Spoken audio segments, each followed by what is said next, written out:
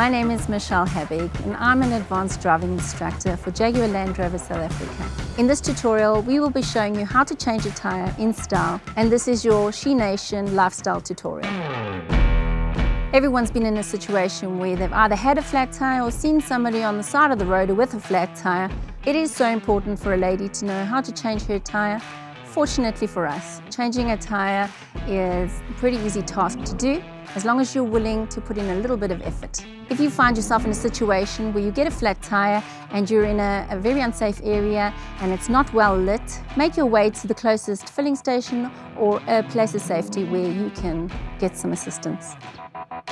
Step number 1, make sure that the surface that you pull over on is flat and stable enough to hold a jack, and also make sure that you're out of the way of any other vehicles and it's a safe area. Step number 2, make sure that your vehicle is secured. And by doing this, you will select park and make sure that your park brake is on. If you find yourself driving a manual vehicle, you'll make sure it's either in first gear or reverse gear and make sure the handbrake is up. Step number 3, another way of securing your vehicle is to make sure that you put either rocks or something heavy behind and in front of the tyres to secure the wheel. Step number 4, locate all the necessary equipment to assist you with your tyre change. And you will find all of this equipment in good condition in your boot. Hopefully, what you will find in your boot is a spare tyre, inflated, a jack, a wheel spanner, and most importantly, your triangle. Step 5, make sure that your hazards are on and that you're visible and that your triangle is placed far enough from your vehicle to be able to be seen.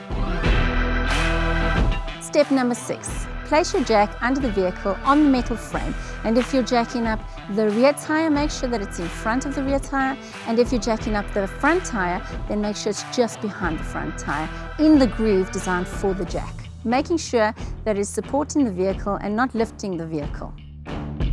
Step number 7, start to loosen your wheel nuts, but don't remove them completely. Remember, lefty loosey, righty tighty.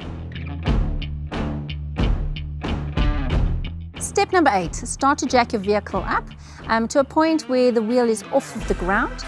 You can then start to loosen or take off your wheel nuts completely.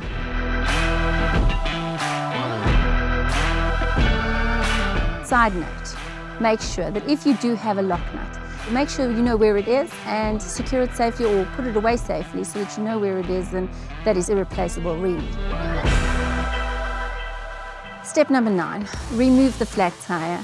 Place it underneath the vehicle and hopefully that in an event of a jack failure, it will fall on the spare tyre and prevent injury.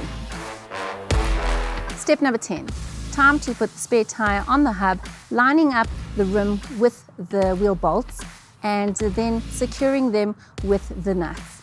And you can do that by hand initially. Remember that the valve stem should face outwards.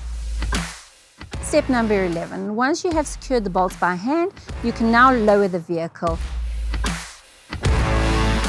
and then tighten the bolts in a crisscross fashion to make sure that the tension is evenly distributed, and you can do that with your wheel spanner. Step number 12, remember to take out your spare tyre that is underneath the vehicle, then lower the car completely and make sure that you remove your jack and secure it back in the boot.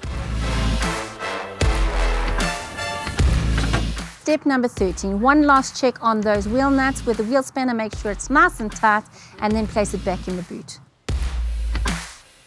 Step number 14, remember to store your spare tyre that is damaged.